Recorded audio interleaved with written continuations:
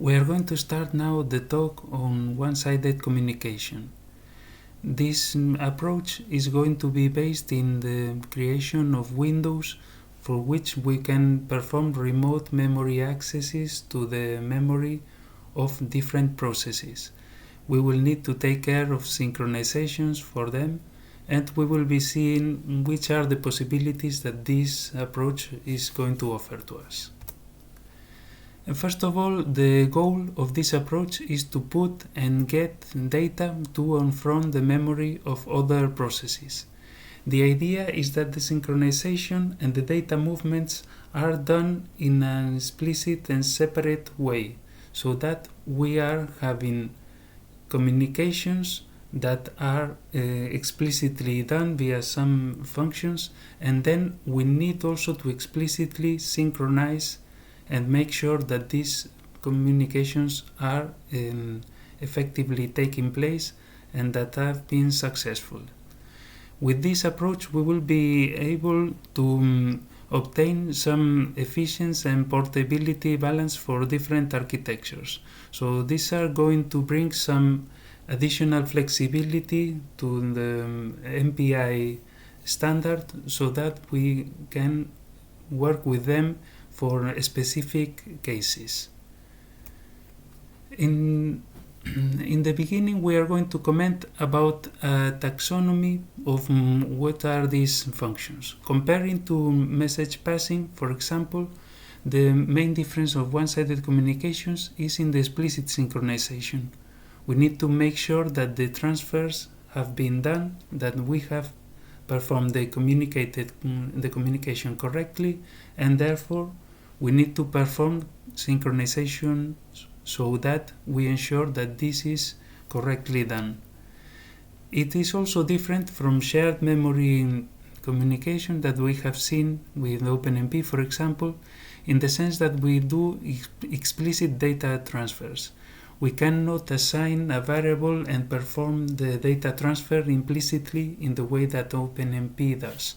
We need to call one function in the same way that we need to call a synchronization so that we make sure that this data movement is done.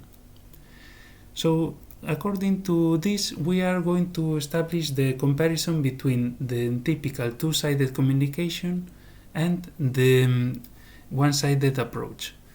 First of all, a two-sided communication is always having a sender and a receiver side that are participating in the communication. The sender is calling a send routine and the receiver is calling a receive routine. Both routines have to match so that we have an effective communication and that we finally succeed in transmitting data from one process to the other. However, when we have one-sided communication, the data transfer, the access to the memory is only performed with one operation on one side of the communication. This is in the side of the origin process where the explicit remote memory access function is called. In this case you can see a put, and this operation is done over a piece of memory from a target process that is simply exposed. The target process is effectively not calling any function that is matching the put or matching the get. It simply leaves some space of its memory accessible for the origin process to put some value or to get some value from it. This accessible portion is called a window, and this will be created in order to let the origin process access the memory of the target. We can see this in a bigger scenario with several MPI processes.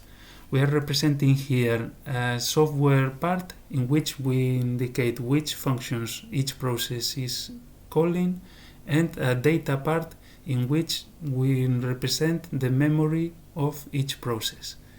Every memory in every process is located in a separate place, and in a typical communication with two-sided communications we would have done a send and are received in the different processes that take part in the communication, and we will be able to transmit a local send buffer to the receiving side and store it in a local receive buffer by calling two functions in each of the processes.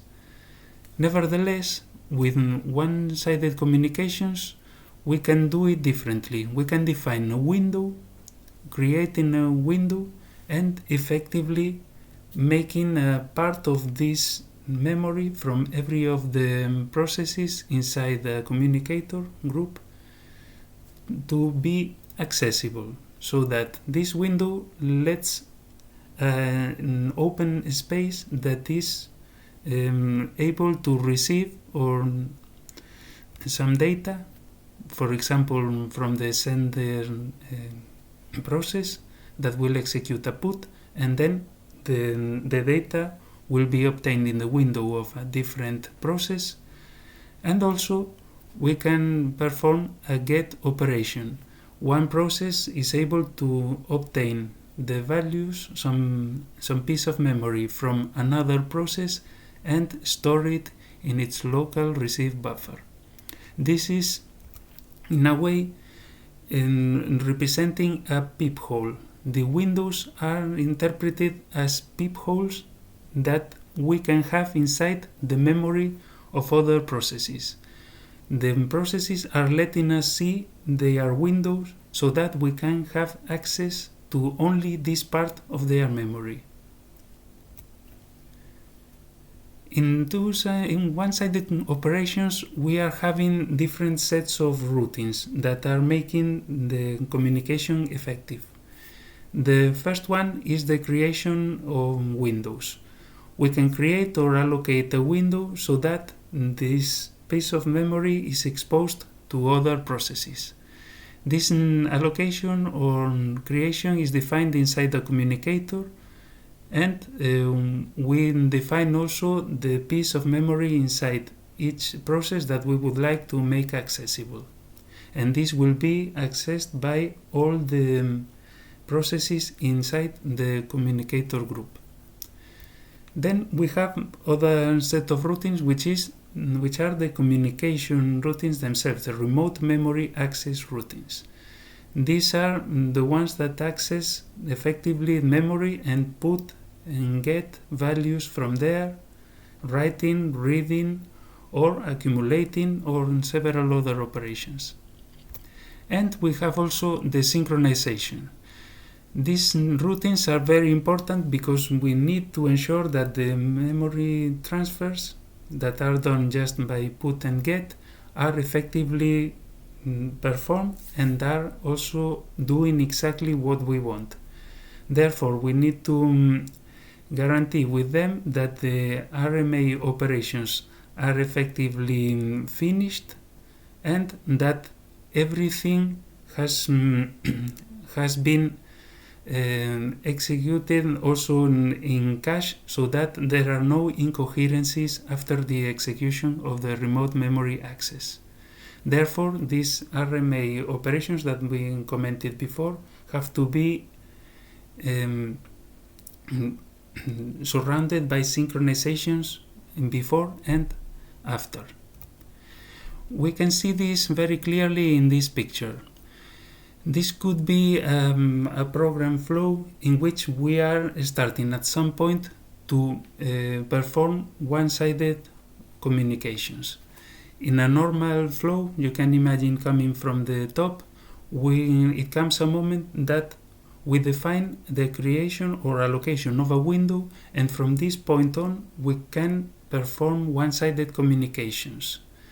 Then after this window creation, we can have different synchronization calls, and let's call them synchronization epochs that will be where we can perform different RMA operations or also local load and stores of variables inside each local process.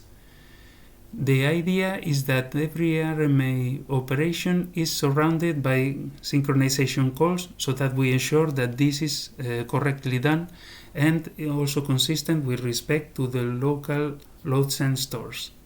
Finally, when we don't need the synchronizations anymore because we don't need the windows anymore, we can just simply free or deallocate the window. In order to create a window, we have now 4 different methods. The first one was to use existing memory as windows, which was included before MPI 3.0, and it consisted on the allocation of a given memory and then creating a window so that this allocated memory could be exposed and accessible to other processes. When we don't need the window anymore, we can just free it, and after that free also its associated memory if necessary. And after MPI 3.0, we have different methods of allocating windows. One is to allocate new memory as windows, which will be done by MPI win allocate. We would create the window and also the memory to which this is attached. Then we could have also the possibility of allocating shared memory as windows for particularly shared memory nodes. We wouldn't be using MPI win allocate shared and MPI win shared query. But there is yet another method, which is using existing memory dynamically. We can actually create a window before we create any memory, and then after that we can, for example, allocate memory and decide that this memory should be made accessible via the window that was created dynamically. And then we can therefore attach this memory with win attached to the created window, and also detach it when we just want to preserve the window but just release the exposed memory. In terms of RMI operations, we have also several new functions in MPI 3.0. First, we used to have the typical MPI put and MPI get operations, and also the MPI accumulate, which would be executed in an atomic way over every element. And since MPI 3.0, we have also MPI get accumulate and fetch and op, which is somehow a special case of the previous one, and also compare and swap. These operations are all these operations are the ones that need to be surrounded by synchronizations so that we can ensure that they have been executed.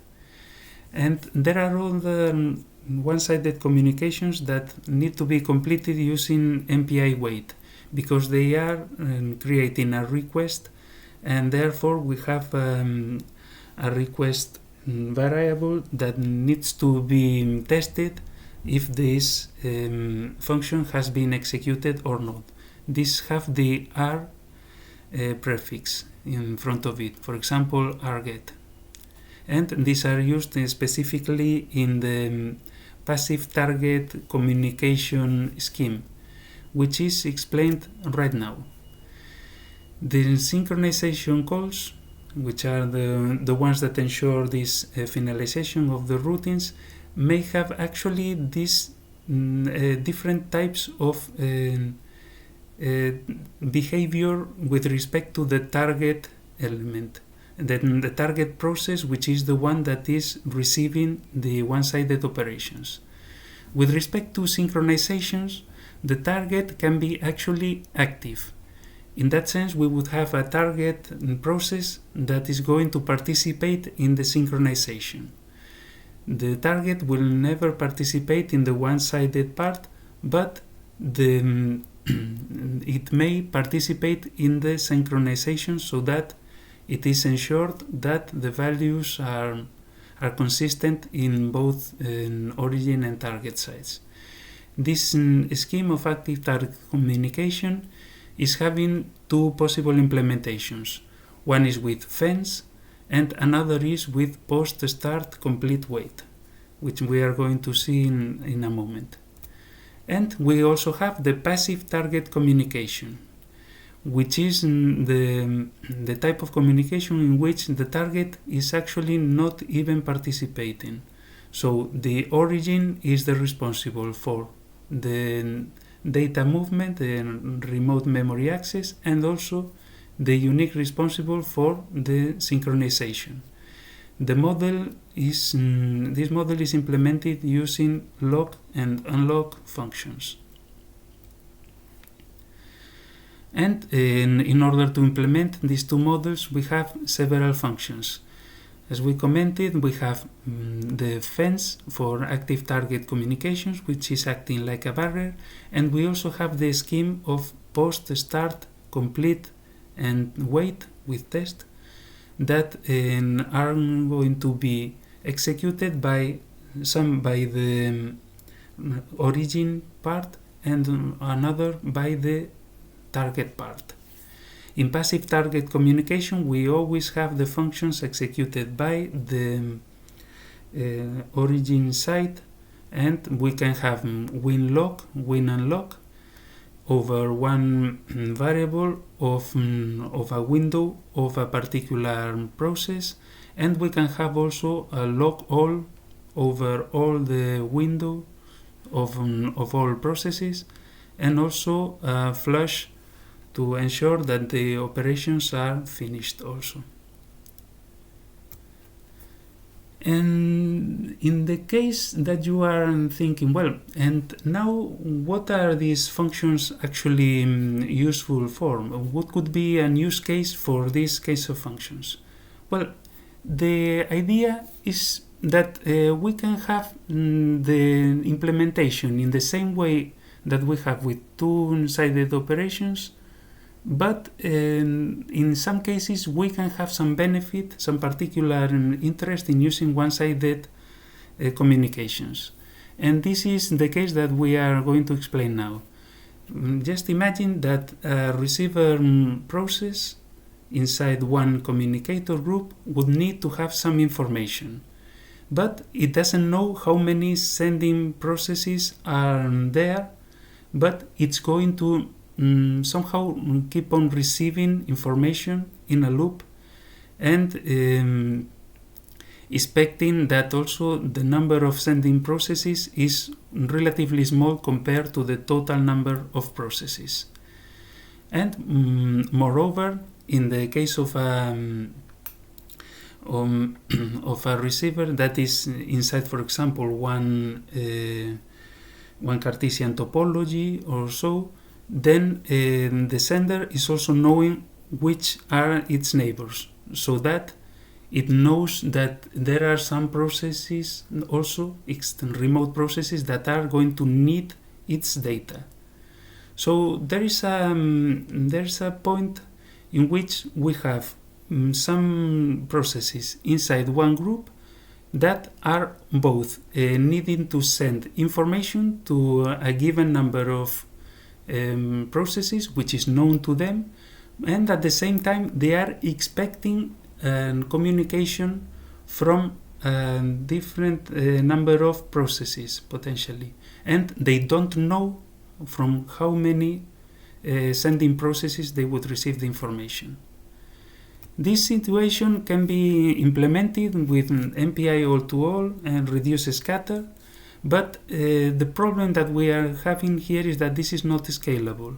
We are going to involve a potentially really high number of processes in this communication, because these are collective functions, and we have a number of sending processes that is, as we commented, small compared to the total number of processes. We need to keep this more efficiently in a local sphere. Therefore, the solution comes with one-sided communications in the following algorithm. First, we can create a window in which we can define one variable that is initialized to 0, that will be the number of sending processes.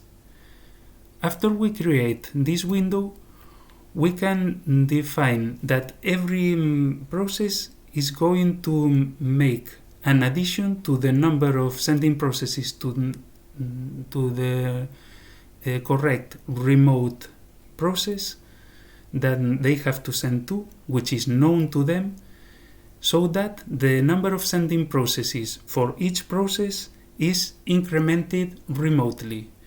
We would make first a call to MPI WinFence to synchronize, and then a given process will be receiving multiple calls to MPI accumulate that will add 1 to the number of sending processes that is exposed inside the window. And after this routine is done, we would call again MPI WinFence. Just think about this also from a receiver and a sender part. I have commented it right now from the side of a receiver. You would see that your NSP as one process is going to be incremented by other processes, and at the same time the effective call that every process is going to do is to increment the NSP of its neighbors. It's going to access the variables of all its neighbors and say, hey, I am going to send you one piece of data. I am going to send you to also to you. I'm going to send to this other process. Consequently, we are going then to be ready after we have the NSP to loop over the number of sending processes and perform an MPI IReceive over any source. Every process will be knowing that there are at most that many communications, NSP incoming messages that can be expected from any source, and an MPI IReceive will be doing the work of expecting for it. Then, now as a sender, then the process can loop over its neighbors and simply send the data to the correct neighbors over which the MPI accumulate was done in the beginning, so that the messages are sent and the MPI receive is going to be catching these incoming messages. Then, as the receiver, on the receiver side, after the IReceive, then the waitall function will be called, and the algorithm will be correctly executed using one-sided communications for the value of the number of sending processes. There is another solution that you can check in the implementation of a non-blocking barrier. But this is just an illustration of a case in which you may want to use one-sided communications. So now that we know that it is important to have one-sided communications at some point, we are going to focus on which are the functions that we will be using to implement them. We will start again with the window creation, in which we have one main function that is called MPI WinCreate. This will specify the region in memory that will be accessed using a window. This should be a memory that is already allocated, and this will be a collective function over all the processes in the communicator. We are going to have first a buffer argument, which is going to be the variable in which we are going to create the window. We are going to define the size of the window that we are going to expose as a local process. Then we are going to define the displacement unit for this window. That means we have a size that is the total amount in bytes of the window, and also the displacement unit is going to indicate the amount of each element, or the size of each element in the window. So to say, we could take advantage of the language bindings of each Fortran and C++ to define the size of one element inside the window and then define the total size of the window. This should be done in terms of bytes, but this is something that we need to take into account. And finally, we will be receiving a window handle that contains different information about the window and that will allow us to perform the RMA operations. In the typical way before MPI 3.0, we used to have the allocation of the memory and also the window creation. This is the way that is shown in this slide for Fortran when we are using the so-called historical Fortran interface, and when we are not using the MPI _F08 module. So what we have in this method is the allocation of memory, and also we obtain in the Fortran routine the type extent, so that we know the size in bytes of a given type of the elements that we want to make accessible in the window. You can see this in the MPI type extent call inside this slide, and then we define the size of the buffer that we want to define. We allocate the memory inside this and we create the buffer that we want to define, and after that we are defining the window with the given buffer and with the given type extent. After that we may operate over the window and finally release the window and release the memory, as we have seen before. Now in the new interface, what we would have in the case of C and Fortran would be explained in this slide. So we see that we can perform the allocation of the window with MPI win allocate, and we can just simply say we are creating one window with some given amount of data and creating all at once. The Fortran interface is a bit more involving because the definition of the type extent should be still there, and we need to calculate correctly therefore it for the displacement unit. In the case of C, we have the convenient functions size of that are already given the size in bytes of the different type. So this is quite convenient in this case. And we are going to comment now about the remote memory access functions, and in this case MPI put, which is a function that is sending from the origin process to the target process. This origin will be the one that is calling the function, as we have seen, and the origin has to represent has to specify the arguments for both origin and also target.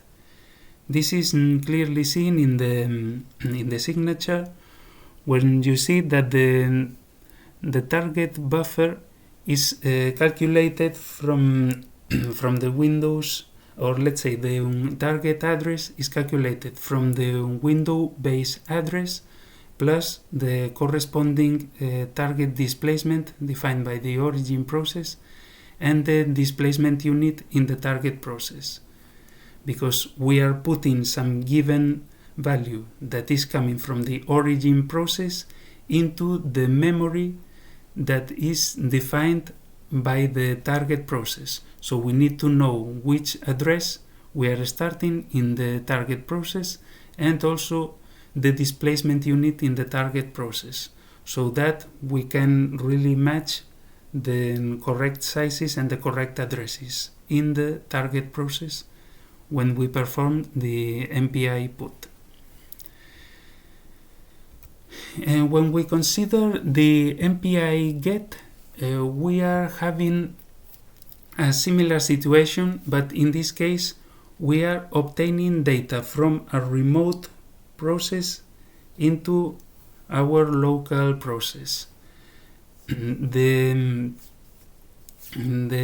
synchronization call must always be made in order to ensure that this operation has been properly done, and we do not need to take care of how the address is computing in the origin, because we are copying the data that will be put from the remote memory into our local memory of our process.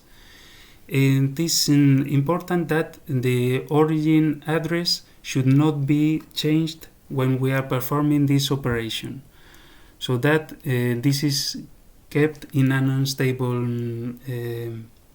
state until we finally synchronize and ensure that the communication is performed correctly. And when we are doing an accumulate, we have the specific definition of the operation that we are going to perform over the memory of the target process, so that we can perform some operation that could be a sum or a logical operation. We cannot have user-defined operations in this case.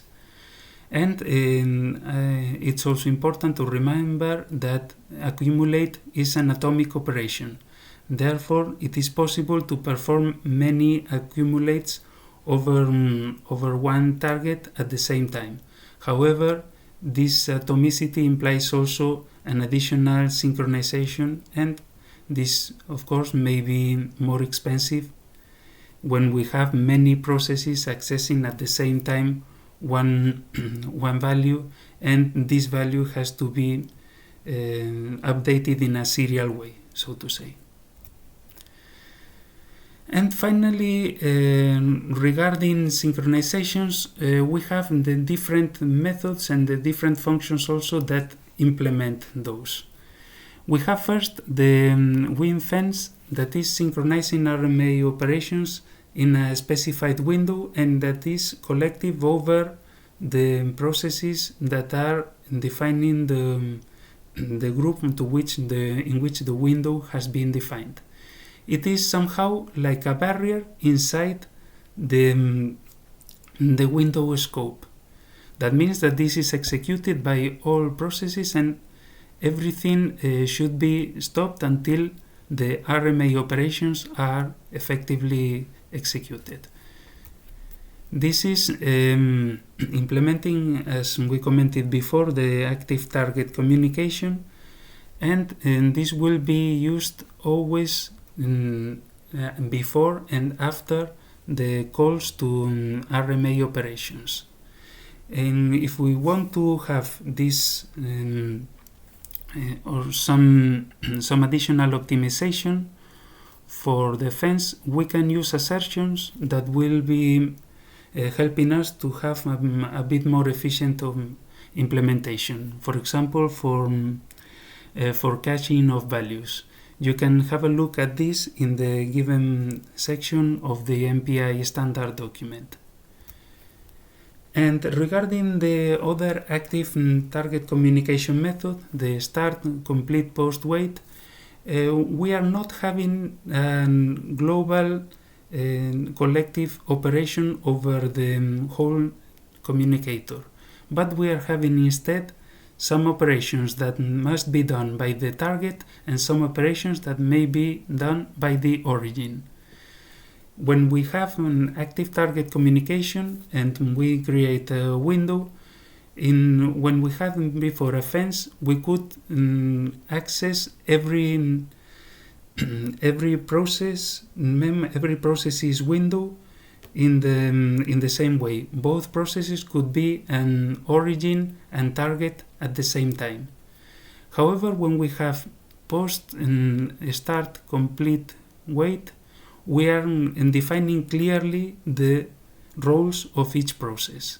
So the target process will first call post to indicate that its window is ready for access from other processes. This will also imply that it will require an synchronization in an origin process by calling MPI-Win start. When post and start are called, then the communication is effective. The target process has opened an exposure epoch in which its window is confirmed to be ready for access, and also the origin process is starting a so-called access epoch, in which it is going to perform one-sided operations over the memory of other processes. Therefore, with this, the origin process will start doing its operations, get and put, and finally will indicate with MPI-Win complete that the access epoch is finalized. After calling MPI-Win complete, there are not going to be more operations over or remote memory accesses from the side of the origin process. And in that sense, the target process will at some point finish its exposure epoch with a call to wait. This is a very important mechanism for the synchronization, in which we have to match one post with the start and complete with a wait. This will ensure that the synchronization is done in a proper way, but without having the collective call to the fence that we have seen before. And here we see some implementation of RMA operations that that are finishing with, or how they are finished with the start and within start and complete in the case of the access epoch, and how win post is also matching in the target side all the start the start calls from the origin processes. There will be a different type of communications that would be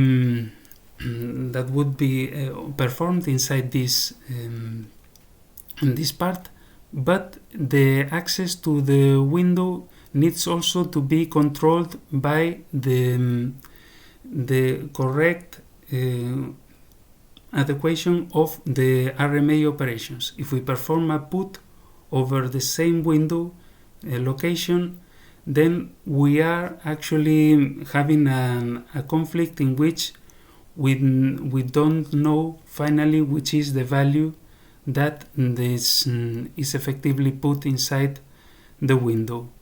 Therefore, it is important that a local buffer will not be reused before the RMA call is locally finished. And the communication partners will have to understand when this is actually finished. In a way, it is possible, as the MPI start, complete, and post and wait are defining a decoupled synchronization. We can actually have a cross communication in which we put respectively values inside the memory of a different process because two processes are starting at the same time an exposure and an access epoch. We have to make sure that this is done consistently, but this would be having the same effect as, for example, having a fence in the beginning instead of the post and start from calls, and after the put is done, to have a fence instead of the complete and wait functions. When we are talking about passive target synchronization, then we are needing to perform locks over the different target variables. So we would take the origin process and perform a lock over a given target value. On that, we over the window of a given remote process. That means the target would be locked, and we could perform put operations over this given target, and so that we know that no other processes would be executing these functions.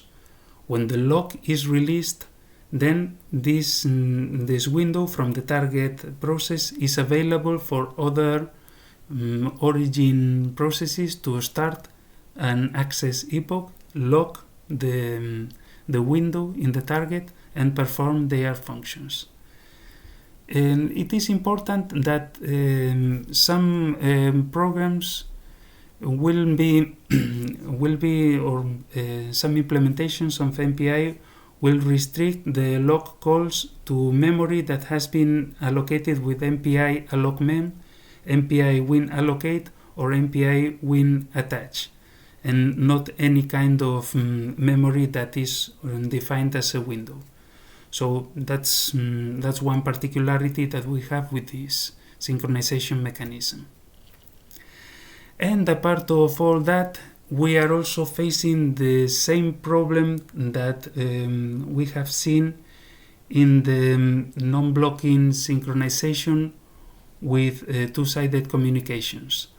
Fortran is a specific language that is providing a very optimizing approach, and therefore, instead of accessing a buffer at some point when we call a fence, we may actually be accessing a register, so that Fortran will not flush effectively the value that has been updated in the registry to the right position in memory.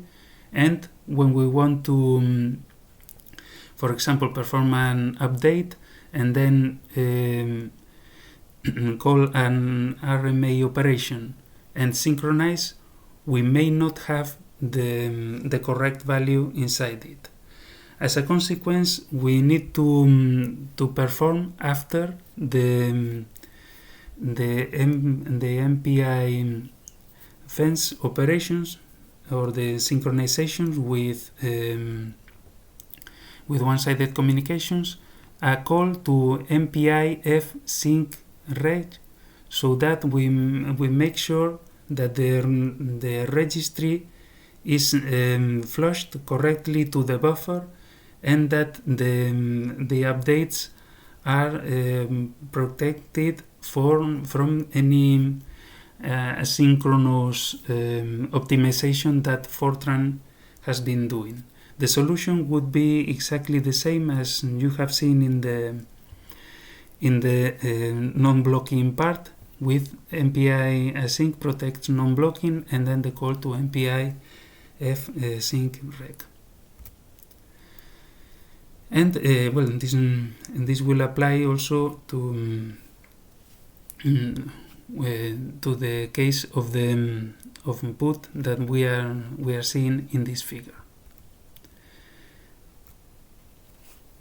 Regarding the routines that we can expect from the MPI one-sided standard, we have also some other window get group functions and get set attributes, and also some window set and get info for window information that is available since the MPI 3.0 standard. So, in order to summarize, we have several cases in which we would like to use some application of one-sided communications. So we have seen a case in which we would have an automatic accumulate over the number of sending processes when we know that we would like to make communications within a certain neighborhood of a process, and we can easily obtain the number of sending processes by using a window and performing accumulate routines. Therefore, we have the possibility of implementing these routines, and we have different ways to indicate them. We can use the RMA operations, but we're using also several synchronization methods that would be, for example, the fence in the case of collective active target synchronization, in the case of post-start complete wait for non-collective active target synchronization, and we can use lock and lock for passive target synchronization. We have therefore really a high variety of accesses but on synchronization possibilities, but still it is always up to us to make sure that the accesses from one origin process that is having some access epoch is actually consistent, and that we get the values that we are expecting in, for example, when this origin makes a put and other origin processes make a put inside the memory of a target that is having an exposure epoch. Therefore, we need to control very well which process is exposing its memory at which time, and how we make sure that we are accessing it consistently. And this will also imply, the use of one-sided communications will also imply that we have potential performance benefits. We need to take care of assertions to ensure that, but also the quality of the MPI implementation will eventually affect this performance. We can see now some examples to, and well, the exercises also to understand even a bit better how one-sided communications are working.